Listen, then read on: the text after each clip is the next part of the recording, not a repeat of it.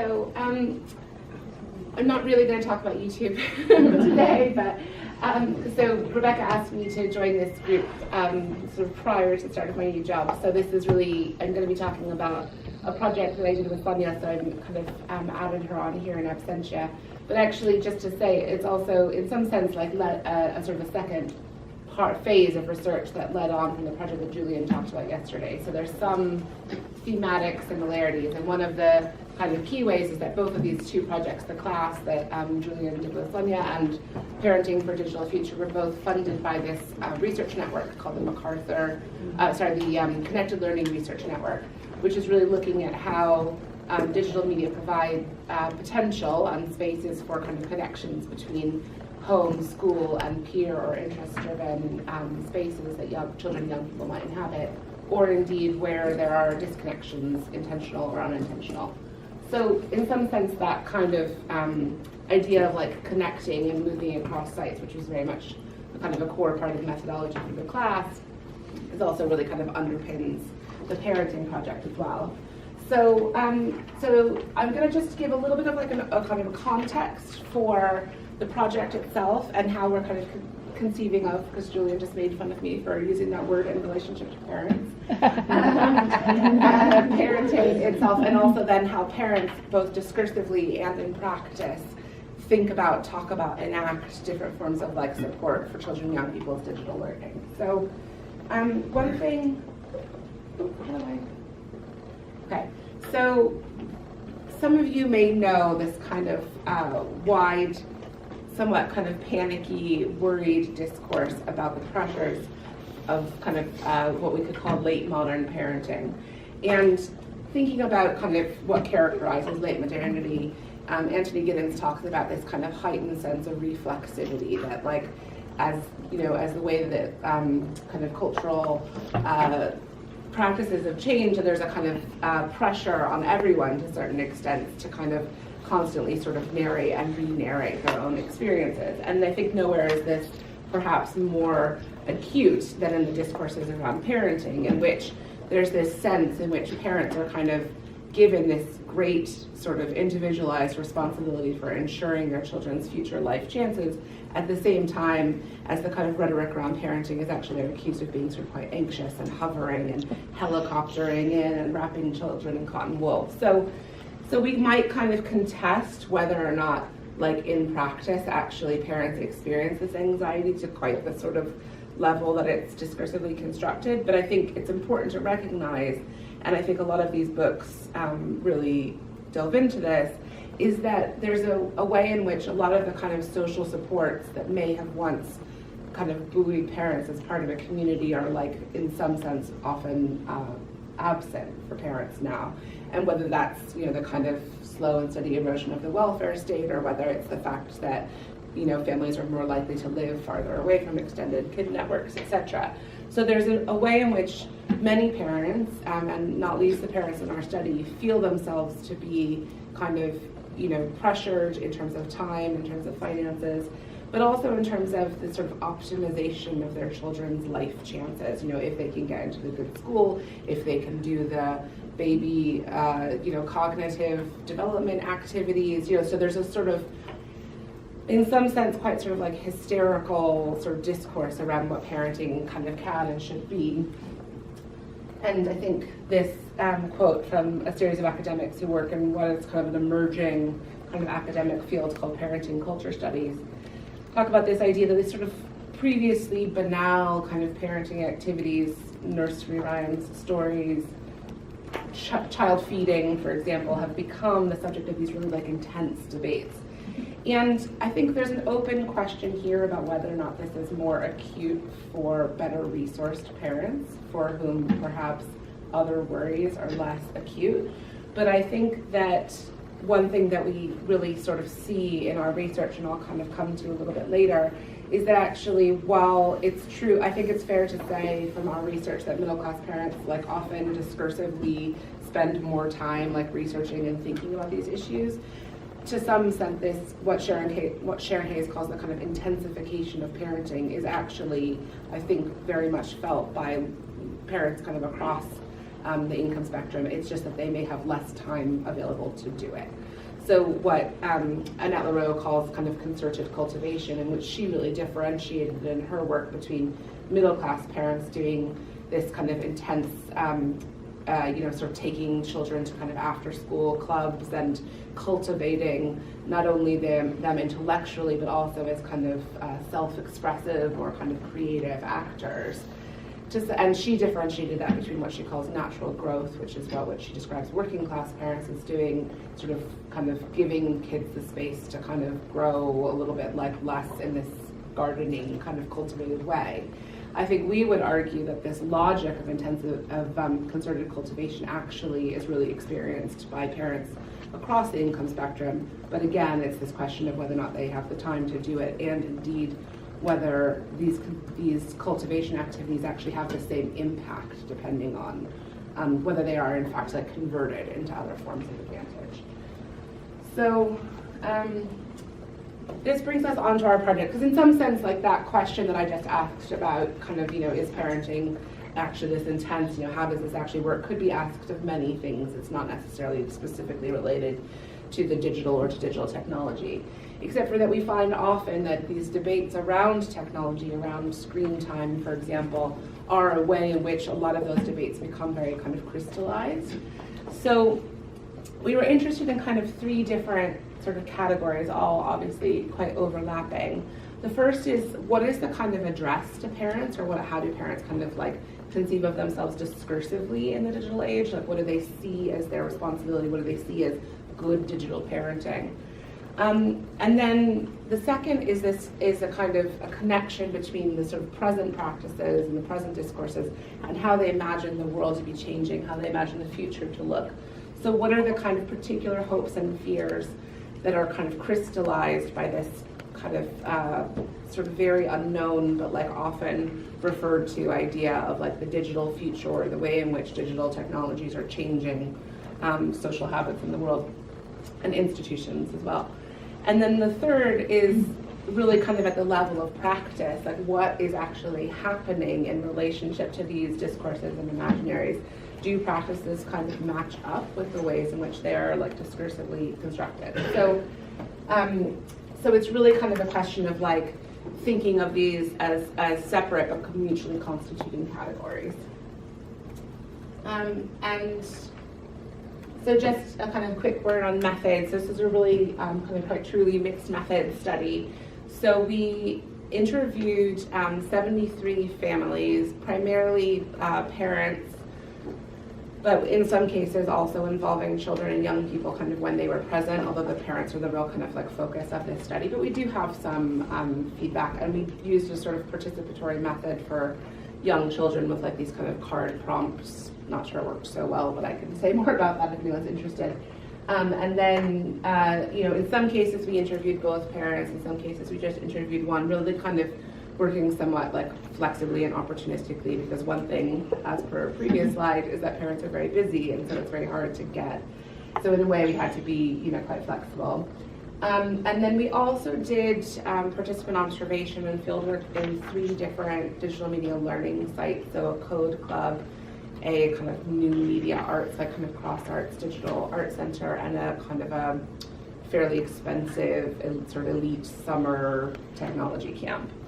And the idea was both to find families who we sort of conceived of as like voting with their feet. Either the parents had found these clubs and signed the kids up, or the kids had sort of self-selected and asked their parents to sign up. And the idea was to look both at kind of cross-cutting section of parents, looking at parents across socioeconomic status, across age of children. So we had parents, I think the youngest was like a baby, about sort of 6 months, and up to kind of 18-year-olds. And in fact, we actually revisited some of the families from the class who were then at that point sort of 17, 18. And then we did what we call sort of ethnographic interviews. It's not really sort of kind of pure ethnography in a sense, but these sort of very like semi-structured interviews, often involving also kind of like, movement around the home and sort of tours in the home. And then finally, partly to like insulate ourselves a little bit against that kind of like, popular criticism around like qualitative research, we also did do a quantitative, nationally representative quantitative study of UK parents. And one of the things there was also because our qualitative fieldwork had all been in London, which, as Julian discussed yesterday, is extremely heterogeneous. London is like on the same street can have these, massively expensive houses and social housing kind of in the same area. And so that's great because it gets you a real diversity of families, but what it also gets you, and we found quite interesting, but it's not necessarily representative, is this whole kind of cache of families who were low income but high cultural capital. So they had kind of chosen, this is probably a group that may be familiar to people in this room actually, they maybe were working in education or they were working in the arts, and they were sort of living in contexts where they had chosen to live in London because of the kind of cultural diversity or the cultural opportunities that it afforded their family, even though it meant that they were living in spaces that were perhaps a bit too small or, et cetera. So we really kind of saw that there was this kind of category of families that would kind of confound any straightforward analysis just by income. And actually just to illustrate that, so this is a kind of just snapshot of the different families that we interviewed for. This is for the qualitative work. So this is a kind of, and this is by the child's ethnicity, because that kind of could capture more than one parent. So obviously this adds up to more than 73 because some families have multiple children. And so this is the sort of ethnic and age breakdown of the children. And then this is the type of work of the parents. So you can see, where is it here? Under low income, we have all these kind of low income but sort of creative class parents that were working as a sculptor or a filmmaker, etc., but making kind of low income. Although there's also sort of more successful kind of creative class parents too in this middle income category. And if anyone has any questions about how we broke those down, then let me know. Okay, so returning to why digital media, what is interesting about. And actually, we really vacillated whether we should go with digital media, which is the term of academic practice, or whether we should say technology, which is how parents talk about it. In the book, we've ended up going with technology because that was the term of practice for so many people that we interviewed. And I think that's actually something that we might think about a little bit as a field, is we often do talk about digital media, but parents are very focused on devices. And so that's why we chose to use the word technology, because often the conversation is about physical things like screens or phones or tablets or the physical arrangement of these devices in the home, which media doesn't fully capture. On the other hand, technology isn't necessarily that useful of a term for differentiating the kinds of activities that happen within those kind of physical devices. So I think one thing that became really clear is that even though, as I said previously, there have been all these kind of great social changes which influence the lives of families very intimately, for many parents, the kind of key site of change that they see as different from their own childhood is the presence of these kind of thousands of glowing screens. And that's really remarkable, right? Because there have been many other great social shifts in the last 20 to 30 to 40 years since parents themselves would have been the age of their own children. And yet when they remark on this kind of sense of change, it really becomes digital, the emergence of digital technology that seems the most salient. And I think one thing that's really interesting there from a kind of a literacies perspective is, whilst most parents can't remember learning to read, they don't really remember the moment at which they kind of gained textual literacy because, generally speaking, it was quite long ago. They will remember the first time that they learned to use a touch screen, right? Because actually that wasn't not very long ago. So the fact that their children can so sort of naturally, pick up this activity which they themselves recall having used not so very long ago, in fact, because I can't remember when the first smartphones would have been launched, but it's probably 6 or 7, 7 or 8 years ago. It's not really, it's, within very recent memory for most of us. So it seems like we've always had tablets, but that's not actually true. And so this sense of the kind of challenges or the activities of parenting in the digital age are so qualitatively different from that has come before is really animates a lot of parents, often in a very negative way, in this I can't conceive of the challenges that my child has faced, or I find this so challenging as parents, is often very little discussed in a sort of a positive way, although sometimes it is. Like, these are these opportunities that my child had that I didn't have, etc. So, I don't know why I concluded this slide now, but I'll just talk about it because it's here. So I think that this, actually no, sorry, I know why I included it. So one thing that we did in our quantitative survey is we were really interested in this question of, like, given that parents feel this great sort of like mystery around digital technology, we were curious as to like where and how they start to like seek out advice. I think Rebecca, this is probably related to your project. So what we ended up sort of just trying to do is like crystallize a lot of the different kind of perspectives that we had from parents, and I'll give you a little bit more insight to those in a second, into like 3 sort of genres of what we can call digital parenting. And I'm going to call that digital parenting rather than digital parents, because parents may frequently move in and amongst these different genres. You know, one day with one child, they may be like very positive about the child's digital life, and the next day with the next child, they may say, turn it off, put it in the drawer, digital detox for us all. So the idea is that these are kind of a way of like kind of putting parents' kind of discourses and practices into these different buckets, but not necessarily exclusively so. And this idea of balance, which I'll talk about a little bit more, is not so much like a static category, but we sort of were like thinking of it as like standing on a log, you know, kind of a constant sort of calibration. For parents with multiple children, you know, children may react in really different ways or have really different interests, or you know, you're on holiday and you have a completely different like attitude than you do on like a school morning. So all of this is like a really kind of fluid and like dynamic practice, rather than sort of like a ladder. So just to kind of quickly explain, when we talk about embrace, we talk about moments in which parents kind of really try to kind of see this this digital world their children are inhabiting as like this kind of productive, positive, sometimes in some cases quite instrumental, you know, thing that's like sort of positively going to benefit them. Resist, on the other hand, are both cases in which parents are like fearful or worried about the digital world, or in some cases where they have a kind of a value-led preference for something non-digital, like we don't do screen time because we go swimming and we go for hikes, or like, you know, so often like contrasted on this question of kind of natural or human kind of activities. And then balance sometimes can be this sort of reluctant hedging, like I allow my child some media because I know that they will be left out or left behind if they don't engage, but it's only sort of reluctantly so in order to like shore them up. And in some cases it's a more positive address, like everything in moderation.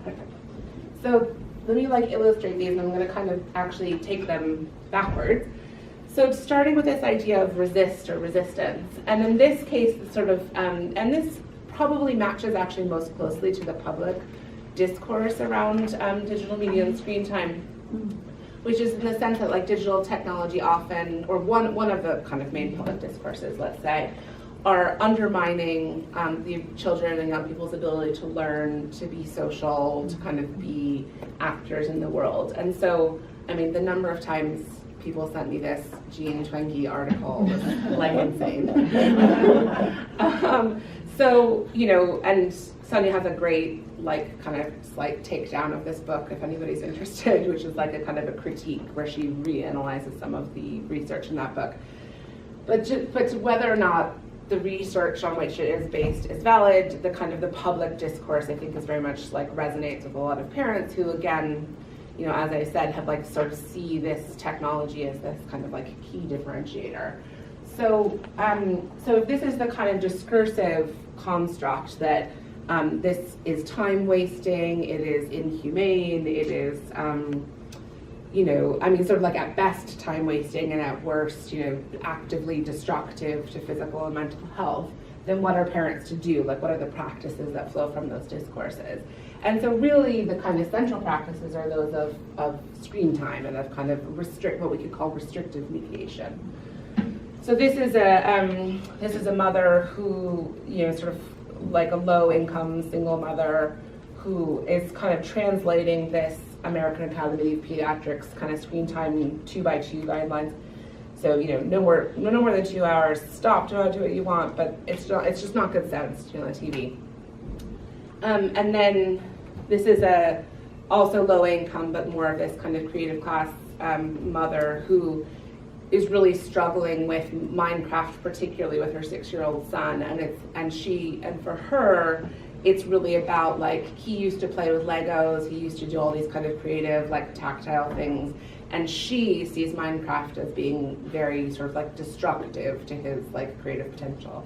Other parents see Minecraft specifically as being like encouraging of creativity. So in some sense, it's not about Minecraft so much as it is about the kind of values and practices in the family. And then, so I think this is another kind of interesting statistic from our survey, because what I think is sort of destructive about that discourse and about the way that parents have taken up that screen time discourse is, so if you can't kind of see the text here, this is like what leads to conflict between you and your child. And so first of all, it's important to say that screen time is not the first thing. It's bedtime and sleep and behavior. So it's not that like everybody's so obsessed with screen time. And then third is the amount of screen time. But what's notable about this is like considerably higher than what they actually do with internet phone technology. So the point is, like, I mean, arguably we would probably say as educators that it's the reverse, right? It's not about the time, it's about the quality of the interaction, it's about what's actually being done. So I think, is there some way in the longer term to start to kind of like reverse this, not reverse, but like expand upon this narrative to like give parents more tools to actually have a greater awareness of like what is actually happening here? If anybody's interested in this, we published these slides, most of these graphs are in our kind of we've published the report from this, so I'll give you the website. Okay, so then the second kind of category is this category of embrace. And this is this real sort of like 21st century skills, the jobs of the future will be digital jobs, kind of rhetoric. And so for these two parents, I will say both of these parents are like fairly middle class. So one has a daughter who has autism and sensory sort of integration stuff and is very homebound. And the daughter is like quite sort of high achieving, but she can't attend mainstream school because she has these sensory integration things that make it very difficult for her. And so she like had taken her daughter out of school and was actually first unschooling and now homeschooling. And she like spent 6 months playing Minecraft with the daughter, using Minecraft like minerals stuff to like teach about sort of scientific properties, and then like creating like cantilever design is a way of talking about design. So it was like, she's like clearly very like deeply invested in digital media as being this way in which her daughter would learn in the present, but also that her daughter would have these kind of social connections because she was not able to attend school. And then this is a father who really kind of like has taken up this language about like coding and the jobs for the future. It's the idea, and also I think what's really interesting is the way in which like mind talk and like brain talk kind of comes into these conversations a lot. So in this case, it's positive. Their minds are still plastic. They can like learn this stuff. For other parents, for the resist parents, minds and brains are used in like a kind of, this is sort of ruining my child's brain, or there's a lot of talk, so pseudo-scientific talk about like their synapses are firing or their dopamine receptors are being triggered or something. So, and I think there's a woman in that parenting culture studies group who wrote a book called The Rise of Neuroparenting, and the ways in which that kind of sort of, I don't want to say pseudo-neuroscience in the kind of pejorative way, because obviously they're categories that are meaningful. They're not necessarily like, if you read their studies about dopamine receptors, it's like anything pleasurable makes your dopamine, if you eat a chocolate bar, if you have sex, anything like that you would enjoy doing makes your dopamine receptors fire. So if you enjoy watching television on your phone, like your dopamine receptors will fire. So, but that's been like kind of taken up in this like, their dopamine receptors are firing. It's like, but so does eating a hamburger, like, so it's not an incorrect thing to say. It's just that it's not actually like an important differentiator. So And then finally kind of coming onto this balance category, which will, like I should say, is probably the more kind of significant majority of parents. And I want to say, with the kind of embrace or resist parents, like again, there's this sort of discursive stuff, but like what happens in practice is probably much more in this balance bucket, right? Like sometimes you embrace, sometimes you resist, sometimes you're like, I gotta get the washing on, whatever. So again, there's this like way in which this rhetoric is like quite abstract, but the practices are actually much more granular. And so this mother here, again, a kind of a single mother, and actually interestingly, we had a number of mostly single mothers, but there's a couple single fathers, and who are like, in a way actually like at the very sort of forefront of like figuring out how to balance this, right? Because their parenting is sort of more intense because they don't have another parent to be like tagging in and out, and their time is obviously less. So they really like having to kind of create this like philosophy where technology like plays quite a kind of a key role. And for this mother, who was doing a lot of, she's low income mother, she'd had her 2 children as a teenager, although she was now like in her 30s, early 30s, when she had like a 13-year-old and an 11-year-old. But it was like, she bought all these workbooks and she was doing all this, and then she would set them like, she used some sort of like Quizlet kind of app, and she would set them these quizzes. So she was doing a lot of sort of like academic support, but she was very clear that like technology was part of it, but also they were doing cadets and like a kind of a scouting thing and like a musicals sort of class. And so her idea was like, everything, let's take a little bit of everything, we're gonna kind of curate my kids' experience. But the fundamental reason for that was their sort of self-efficacy and self-esteem. And she saw technology as being a kind of a key part of that. She needed to bolster them so that they could, sort of engage with this technology in a way that wouldn't kind of like throw them back too much. And then for this mother, who had quite a kind of like geeky boy son, and it was sort of like a lower middle class kind of not super low income family, but she was starting a small cleaning business. The husband was like worked in like IT support, so he was sort of like in IT, but like a kind of sort of lower level at a kind of a big London hospital. And the father, who was from Nigeria, like had this kind of setup at home with these multiple like monitors, because occasionally he would be on call. And so the son had gotten, sort of developed this interest in computers, was doing this like after school code club. And so for her, this balance was, again, like sort of a kind of an academic achievement point. Okay, well, if you're interested in games, you're interested in computers, sure, take this code club. It might like help you develop these affective dispositions.